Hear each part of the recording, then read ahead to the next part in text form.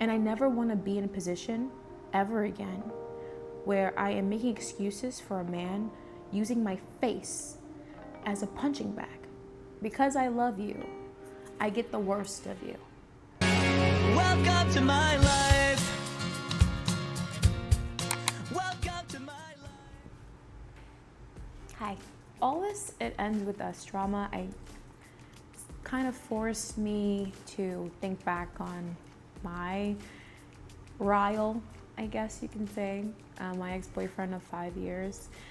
And he was very, very abusive. Not at first. I liked what Justin Baldoni said about why do we ask why women stay instead of asking why do men harm?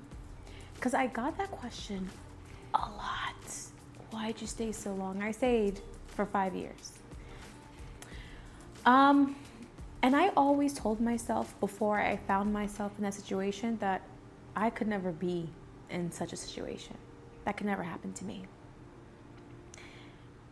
Because like how can a woman let some man like beat on her? That's ridiculous.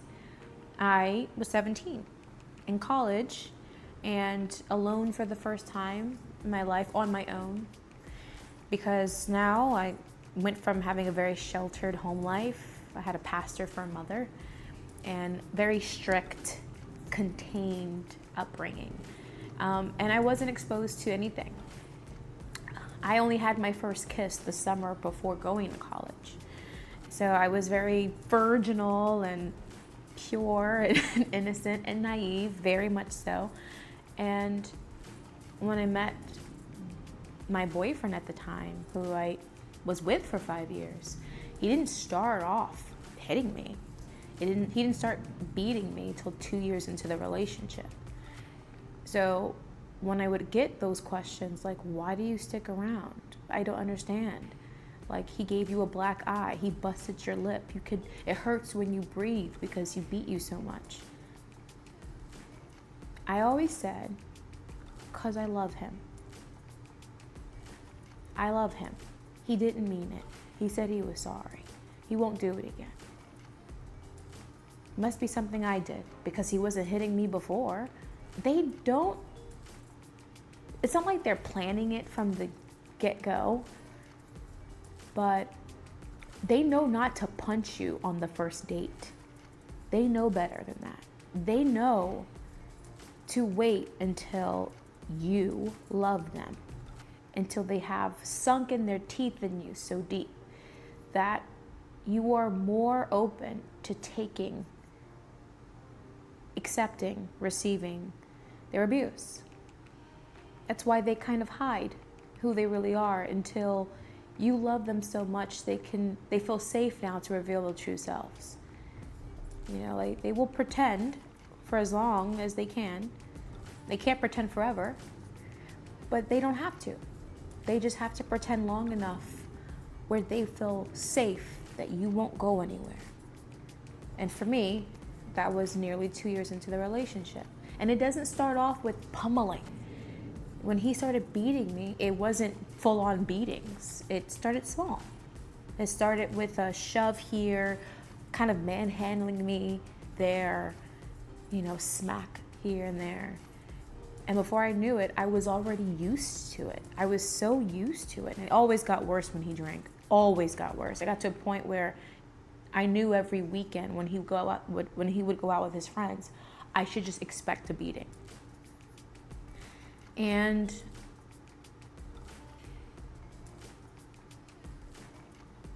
I don't know. It became normal.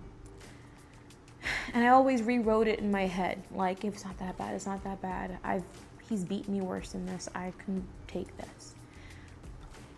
And the only thing, the thing that made me leave, and I'm embarrassed that it took this thing. Like, it wasn't the beatings that did it.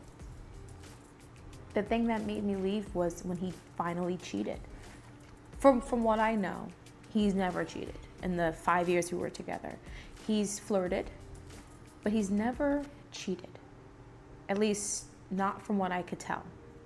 I've snooped. And he's been precarious situations, but he's never, from what I can tell, cheated. And then when he did, something happened to me. Something woke me up. And it wasn't like punches to the face that would do it. It wasn't when he would kick me in the stomach that would do it. It's not the time he pushed me down the stairs. None of that did it. Because in my head, he was in a rage spiral. In my head, he's not enjoying what he's doing. He doesn't mean it. He's so angry and he's taking out his frustrations out on me, which isn't fair to me. But when he's done, he's so sad. He hates what he's done to me. And it's almost like it happens out of nowhere. It could be an argument. It could be something that happened with his friends and I'm just the punching bag. So in my head, I made it out to be like, he's not going out of his way to harm me. But when he cheated, you did.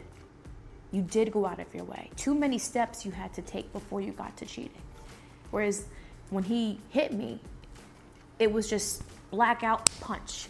It was just angry, screaming attack. It wasn't planned. He didn't wake up one morning and think, I'm gonna beat on my girlfriend. But he did plan to cheat on his girlfriend. And I don't know why that did it for me. I couldn't help but think all the steps you have to take. It's too intentional. You can't say it just happened. Cheating doesn't just happen. You have to find the person. You have to talk to them. You have to flirt with them. You have to meet up with them. You have to take off their clothes. They have to take off your clothes. You have to kiss them, touch them. Too many things have to happen before sex happens. So you hurt me on purpose. And it was that realization. It was you hurt me on purpose. You meant to do this, knowing it would affect me, knowing it will harm me. That's what made me leave. I wish I had more respect for myself, where beatings would make me leave. But it made sense to me. I made it make sense in my head. Cheating didn't. Cheating felt more of a betrayal. Cheating hurt me more. Emotional scarring of cheating hurt me more than the physical one, and I don't know why, but it did. And it took me from someone who went back to a man who was pummeling me, sent me to the hospital because he beat me so bad, to him cheating on me, and now I moved out the very next day. It's like it broke a spell. And I only knew he cheated, not because he told me. He had no choice. He lied for 9 months. He had cheated on me, and I didn't know for 9 months. I only knew because the girl he cheated on me with went into labor. So here's this guy who I loved and kept forgiving, who he himself would say, you were the perfect girlfriend. You've done nothing wrong. I am not hurting you because of you. I'm hurting you because of me. And he was able to at least admit that.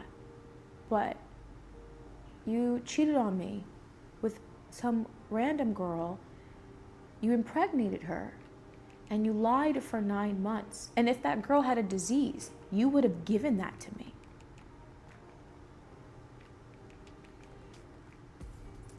And you wouldn't have thought twice.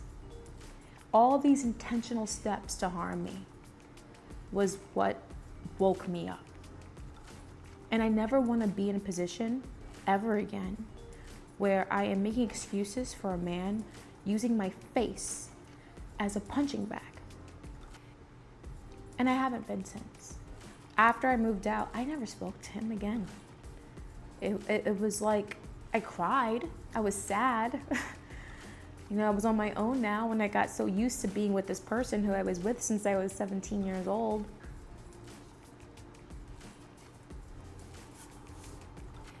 But I just kept thinking about, you betrayed me. You betrayed me in the worst way, and you meant to, and you would do it again because you lied. Had she not become pregnant, you wouldn't have told me, and you would have kept going. Had it left up to you, you would have infected me with the disease. Had it left up to you, you would have made me stepmom to 15 kids. I'm so happy I'm not in that situation anymore. I'm now engaged to an amazing, amazing, amazing man who has never so much as raised his voice to me, much less put his hands on me. He's never called me out of my name. And it's sad that we got to a point in society where we applaud that. Like that should be a thing a well-adjusted human being can do. But I have found myself engaged to someone who's absolutely amazing, kind, generous, loving. Our ideologies align, and he's made me a better person. He's made me see myself in a different light. And I had to heal first before I could even come across someone like that. Because he is so healed, he wouldn't have been with me at my broken state. And I had to be alone for a long time, and I was. And I'm glad I was.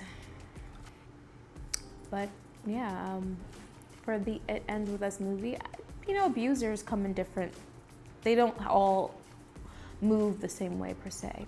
But what my ex-boyfriend and Ryle had in common was they were both charismatic, well-liked, you know, charming, handsome. People like them. And my ex-boyfriend just had a really, really bad anger problem, a drinking problem. And whenever things went wrong in his life, whether that was, you know, we were in college for the most of our relationship. So if that was school, if it's his conflicts with his friends, I was just the one he took it out on because I was the one who would love him through all of it. And that's what sucks. Because I love you, I get the worst of you. Anyway.